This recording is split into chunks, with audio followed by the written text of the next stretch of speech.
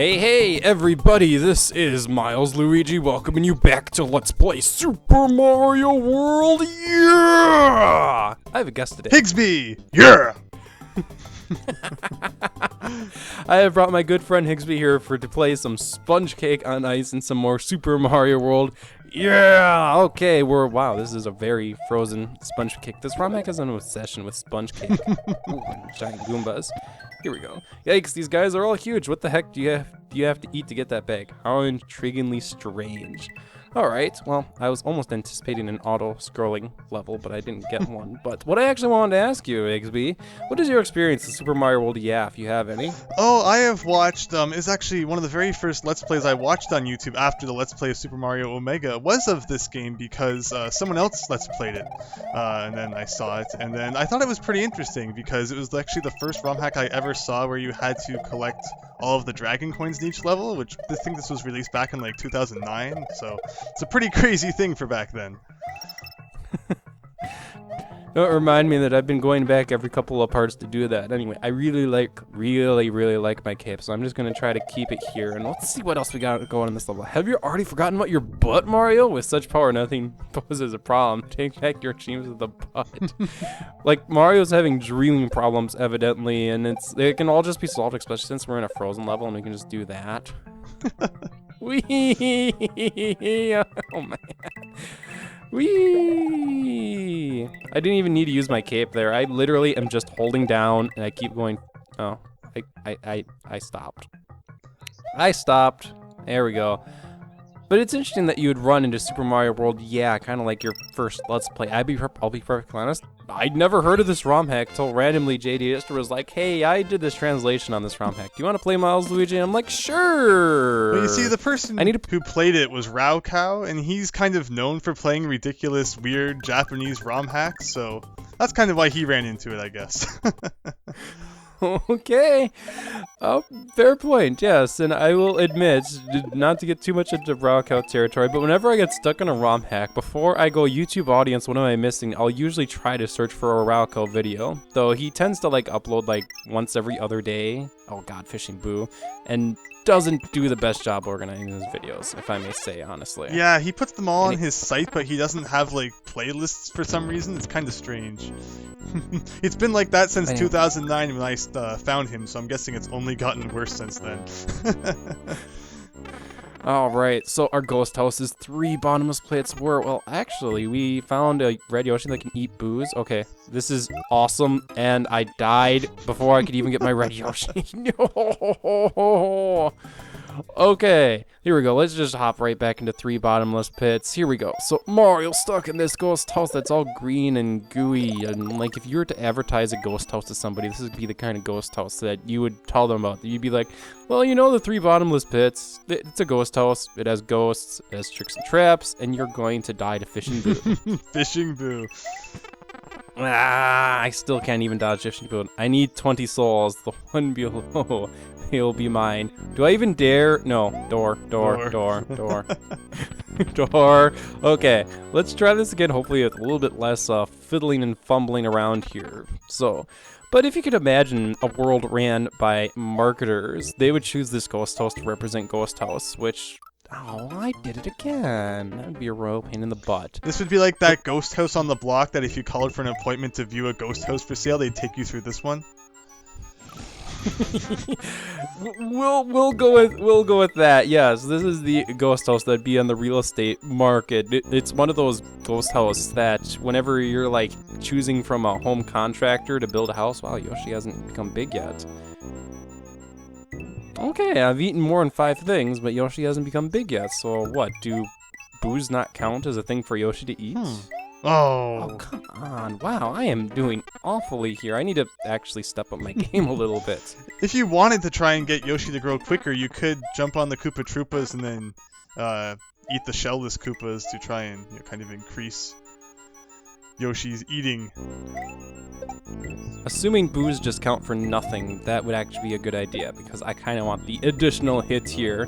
There we go. That ought to have filled up Yoshi quite a bit, unless boos count as a negative food item. They could. Knowing Japanese ROM hacks, it's like extra strength bosses, Yoshi that takes like 1,000 things before he grows. It's probably just that. They always want to make you work for everything.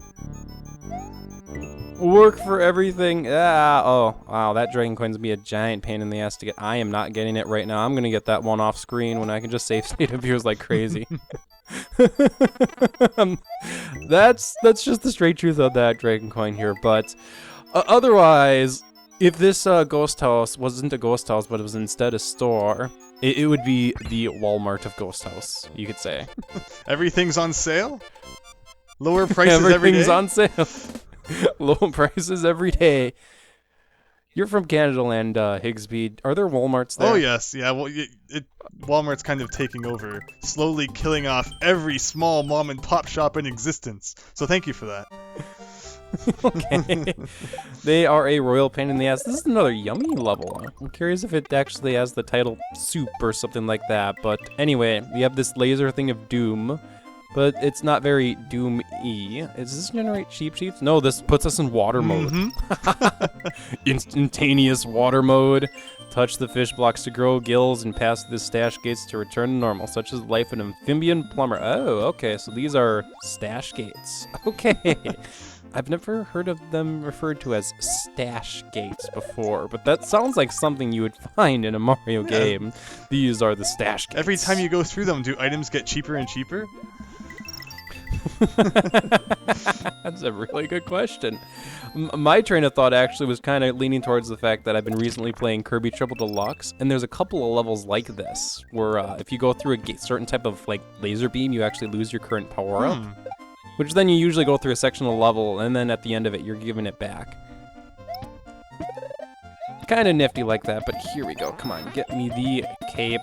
And let's hopefully find the way through here. But while you're swimming, you can no longer use your ass to kill things. So unfortunately, swimming is, you could say it's a literal pain in the ass.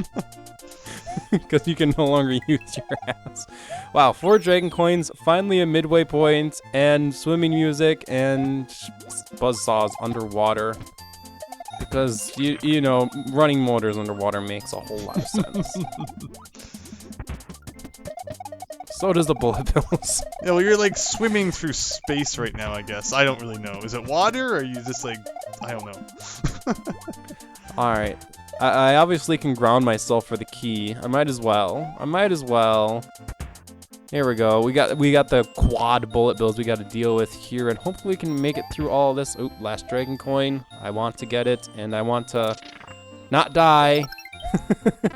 Oh, there with the cape.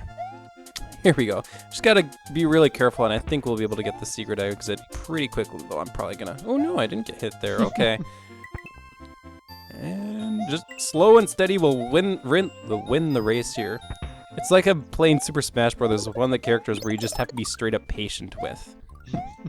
Just stay away from the enemy and shoot a whole bunch of projectiles at them. Oh gosh, speaking of that, I'm running out of time. Oh, yeah, I can go into swim mode, and then I can just get the keyhole. Now let's not die really, really dumb. And there we go. Very nice. Question for you, Higsby. Have you ever played Super Smash Bros. And not just gone against a level 9 computer, but turned on the handicap and given yourself a disadvantage just for fun? I fought a lot of level 9s, but I can't think of giving myself a disadvantage, no. Okay, I used to do that a whole bunch when playing Super Smash Bros. Melee. But the thing is, playing against computers in Super Smash Bros. Melee isn't necessarily the best way to get better at Super Smash Bros. Melee, because that game has a lot of exploits, holy cow. Or ways to move around that weren't intended. It's insane in my personal opinion, actually, what that game has become. I think it's awesome, just the things that people find that you're not supposed to be able to do in a game like that. It's like, who finds these things?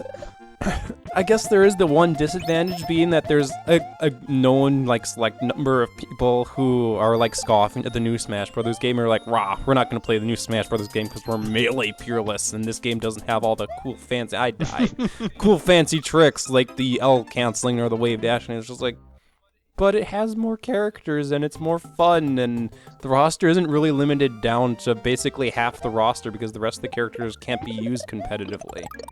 That's my argument. I can't argue because I guess I haven't played it yet, but I do love Melee. Don't bash melee. No, I'm... Fair point. Fair point.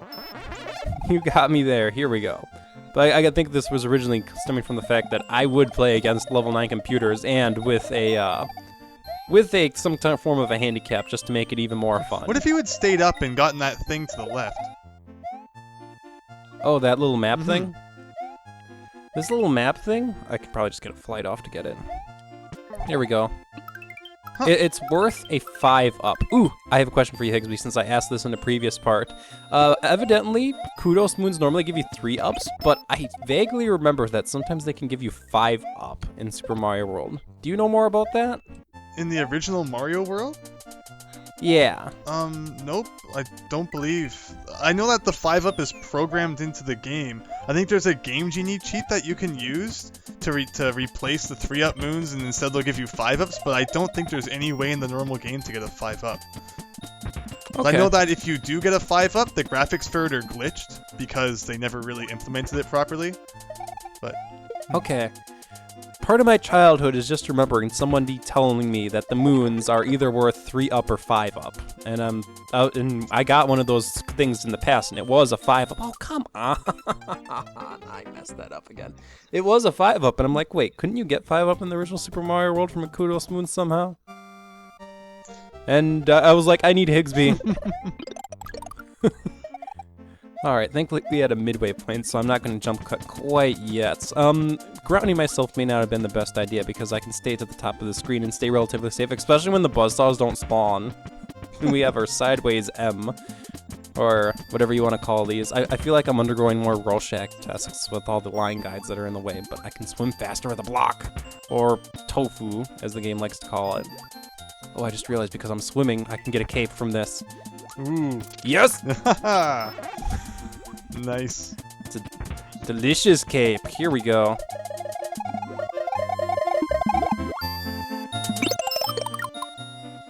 Here we go. Now, if I stay swimming, and provided I don't run into a mustache, or what was it, the stash beam, I actually should be able to get a really easy high number here, provided this is the end of the level. Let's see.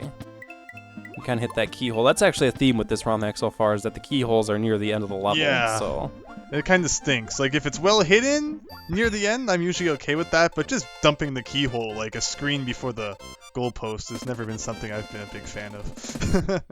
Okie dokie. Well, there we go. That should do it for this episode of Let's Play Super Mario World. Yeah! Here we go. Next time, we're going to get our Goomba on. You want to know what this ROM hack is missing? What? An island of yeah. Maybe there will be one. Maybe. Oh, boy. No spoilers. When was the last time you've seen this ROM hack? No, Higsby? back in 2009. I'm just saying things. You know, potato, almond, zucchini. I don't know. All right, we're going to get our Goomba on next time, everyone. This has been Milesluigi. And Higsby. See you then.